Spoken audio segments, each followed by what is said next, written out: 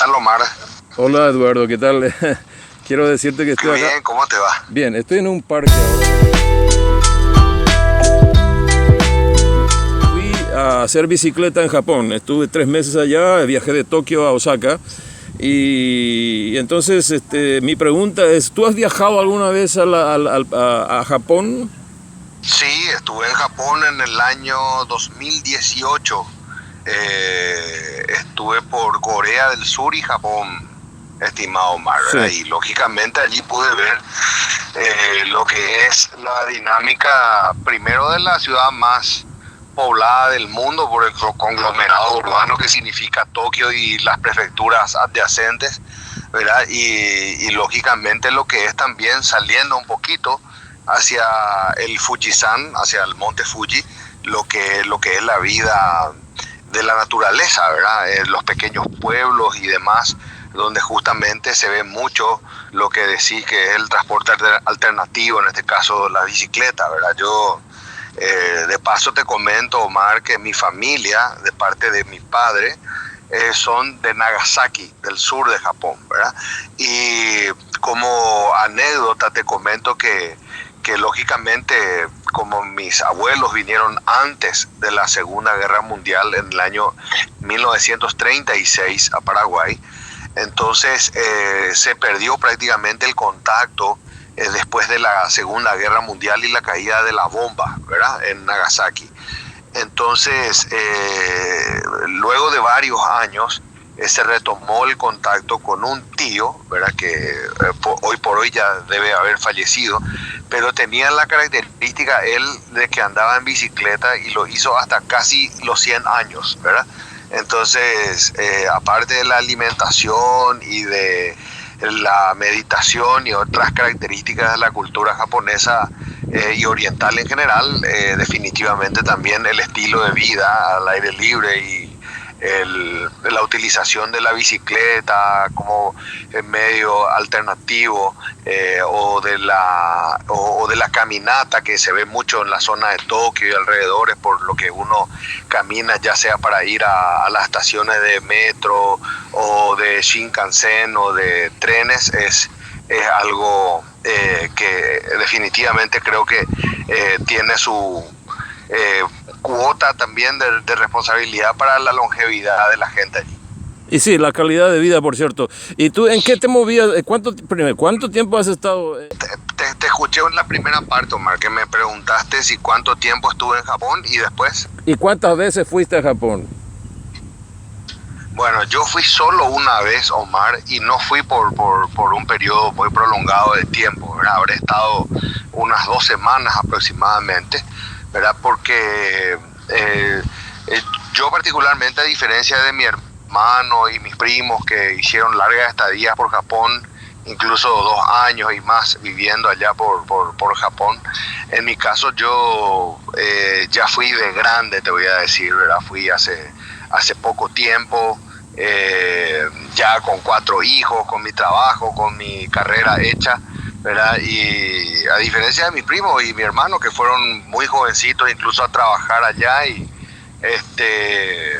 pudieron hacer estadías más prolongadas, ¿verdad? En mi caso, muy poco tiempo por Japón. Yo estuve 3 meses allá, estuve un mes en una isla, no muy lejos de Tokio, en el sur, ¿no? Y me pareció muy bonito todo, me impresionó la cantidad de trenes, y tal. Entonces, ¿y tú en qué te movías cuando ibas allá? ¿También utilizabas el tren? Sí, también, el tren, el metro. El tren, el metro siempre por allá, porque de hecho es el medio más frecuente, más fácil, más accesible, ¿verdad? Tenemos que recordar que Japón, desde la era Meiji, es decir, cuando empezó su transformación hacia el modelo occidental de economía, de producción, de industrialización, ¿verdad? Lo primero que hizo allá por 1860, 1870, 1890 fue la extensión del sistema eléctrico y del sistema ferroviario, ¿verdad? Además de convertirse en una gran potencia también en el armaje de buques, ¿verdad? Con la mayor flota de Asia y con la mayor red de ferrocarriles de Extremo Oriente, ¿verdad? La isla japonesa ya a principios del siglo XX estaba prácticamente interconectada entre las principales ciudades y eso se aceleró mucho más hasta los inicios de la Segunda Guerra Mundial, ¿verdad? Entonces, luego de la guerra y el inicio del Plan Marshall, que significó una inyección de capital muy importante para infraestructura en el Japón, eso hizo a que nuevamente floreciera el sistema ferroviario y hoy tenga uno de los sistemas más interconectados de todo el mundo, incluyendo lo que es su sistema urbano de trenes y de subterráneos, ¿verdad? Bueno, yo cuando viajé a Japón tomé aquí un avión en Montreal y hicimos solamente un vuelo, una conexión de Montreal directo a Narita, al aeropuerto de Narita. Ahora, tú cuando viajas de Paraguay, ¿cuántos aviones, cómo es el enlace, digamos, de un punto a otro? ¿Dónde se conecta un avión a otro? Por ejemplo, sales de Asunción, ¿vas a dónde? Bueno, hay varias conexiones, Omar, ¿verdad?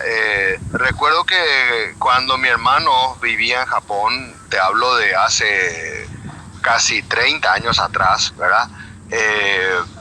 En ese tiempo él hacía una única conexión en Sao Paulo, ¿verdad? Él iba hasta Sao Paulo, allí tomaba el vuelo de Japan Airlines y iba directo hasta Narita, ¿verdad?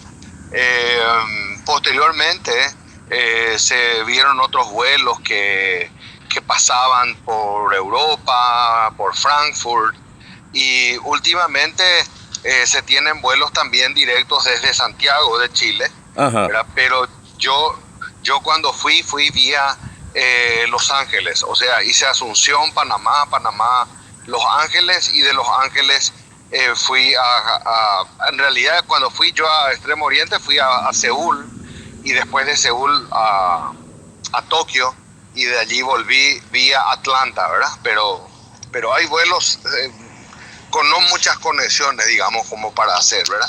O sea, uno va de aquí de Asunción a un aeropuerto un poco más importante, ¿verdad? A nivel regional, como el caso de Buenos Aires, San Paulo, Santiago de Chile, incluso Lima, y creo que ya tiene conexiones directas con Japón. ¿Tú piensas que Paraguay se podría convertir en un Japón, por ejemplo, con los recursos que posee Paraguay, se podría, vamos a decir, de una forma ideal o, digamos, fantástica, ¿no? ¿Se podría convertir Paraguay en un Japón del siglo XXI? Bueno, mira, aunque mucha gente no crea, ¿verdad? Hay muchos relatos de la época, me refiero al siglo XIX, donde había mucho paralelismo en relación a Japón y a Paraguay, ¿verdad? Pero lógicamente hay notorias diferencias, empezando por la población, ¿verdad? Japón es un país de una población muy numerosa, estamos hablando de 100 millones de habitantes, ¿verdad? Y por otra parte que está digamos en una isla que tiene muchos recursos pesqueros, marítimos, y zonas exclusivas económicas, ¿verdad? Eso es lógicamente lo que le marca una diferencia, pero Paraguay lógicamente también tiene sus muchas riquezas y su potencialidad. Yo pienso que el Paraguay tiene la posibilidad de impulsarse hacia el desarrollo siempre y cuando se pueda trabajar y solucionar algunos temas importantes como la transparencia, disminuir el alto índice de corrupción, mejorar la educación, y cuando se den esos presupuestos, se den algunos puntos que son importantes para garantizar un sistema democrático como elecciones libres, transparentes y demás, eso hace que se pueda garantizar un futuro mucho más promisorio, ¿verdad? Creo que ahora el Paraguay debe aprovechar su situación geográfica, ya que anteriormente el Paraguay era considerado un país aislado, por más que sea un país mediterráneo en el medio del continente, era considerado un país que estaba aislado del resto del mundo, ¿verdad? Sin embargo, el doctor Eusebio Ayala, que fue uno de los mayores estadistas que ha tenido el Paraguay, decía siempre de que el Paraguay debía asumir su posición de centralismo subcontinental, ¿verdad? Y cuando el Paraguay asumiera esa posición, que sería mucho más fácil encarar su desarrollo, ¿verdad? Y parece que vamos a cumplir el sueño de Eusebio Ayala ahora con la interconexión de la ruta bioceánica que está en pleno proceso de construcción en el Chaco paraguayo, con el nuevo puente sobre el río Paraguay que interconectará la ciudad de Puerto Murtiño con Carmelo Peralta, y de allí una carretera muy importante que va a unir en un futuro próximo el Océano Atlántico en el Brasil con el Océano Pacífico en Chile, ¿verdad? Entonces, eso hará que el corredor sea realmente muy importante para el desarrollo de los países que estarán en medio de este eje, pero principalmente para el Paraguay, que tiene una gran potencialidad para el desarrollo, y el Chaco particularmente. ¿Tú sabes dónde habitan los japoneses, digamos, la gente que tienen origen étnico japonés en Paraguay? ¿Y qué le dirías tú a esa gente allá? Porque yo he viajado última vez que fui a Paraguay, desde Ciudad del Este hasta Encarnación, y creo que pasé por ahí, por esas zonas donde están en la congregación de los japoneses. Claro que sí. Paraguay tuvo su primera colonia en el 9º departamento de Paraguarí, en la ciudad de La Colmena, de donde son originarios son originarios mi padre y mis tíos, ¿verdad? Mi padre ya ha nacido en el Paraguay, y en esa ciudad, que está en medio de una serranía muy importante, ¿verdad? En la cordillera del Ubitimí, recordando que la estación de tren que dejaba a los japoneses desde Asunción hasta La Colmena era la estación de Ubitimí. Allí bajaban los colonos y tenían que continuar en carretas hasta La Colmena.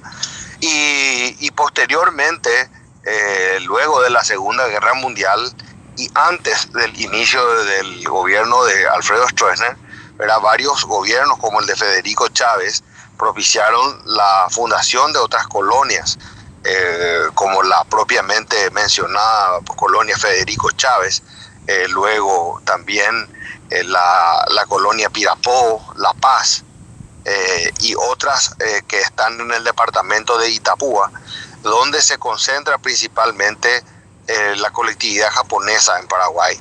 Hay una colonia ya más tardía que se fundó durante el gobierno del general Alfredo Stroessner en el Alto Paraná, y esa colonia se denomina Iguazú, que hoy dejó de ser colonia y pasó a ser ciudad, un municipio, ¿verdad? Y esta colonia Iguazú está aproximadamente a 30 kilómetros de Ciudad del Este, y fue principalmente poblada por colonos japoneses que ya se habían instalado en el Paraguay anteriormente en otras colonias, y allí se les ofreció tierras para ir a asentarse y cultivar la tierra, ¿verdad? Entonces, la característica de Iguazú es que ya no recibió colonos japoneses de afuera, sino fue un reordenamiento interno de colonos japoneses ya instalados en el Paraguay, algo similar a lo que ocurrió en la colonia de J. Eulogio Estigarribia, ex Campo 9 en Caguazú, con los menonitas, ¿verdad? Donde ya los que se ubicaron allí eran colonos que estaban, digamos, de alguna manera u otra en el Paraguay antes de instalarse allí. Uh-huh. Oye, Eduardo, ¿tú hablas japonés? Al menos algunas palabras te enseñaron tus padres. Bueno, yo tengo que comentarte que yo soy hijo de padre Nisei o Nikkei y madre paraguaya, Omar. O sea, yo no soy hijo de colonos japoneses de ambos lados, solamente de mi lado paterno. Y como característica también, yo soy huérfano de padre, es decir, yo no me crié con mi padre, porque ya él había fallecido antes de que yo naciera, soy huérfano, pero soy hijo póstumo. Entonces, esa característica hizo a que yo no tuviera la práctica del japonés como lengua de la casa, ¿verdad? Entonces yo aprendí el japonés ya un poco después en la escuela, porque iba al colegio japonés, también con las conversaciones que podía tener con la abuela, porque mi abuelo falleció estando siendo yo todavía muy pequeño, ¿verdad? Pero sí manejo algunas palabras, no puedo llevar una conversación fluida, debo reconocerlo, porque tampoco he practicado mucho después, ¿verdad? Y como te decía, mis abuelos fallecieron ya hace mucho tiempo, y mis tíos, primos, ya con ellos nos comunicamos siempre en castellano, ¿verdad? Pero sí puedo lógicamente presentarme, saludar, es lo básico, ¿verdad?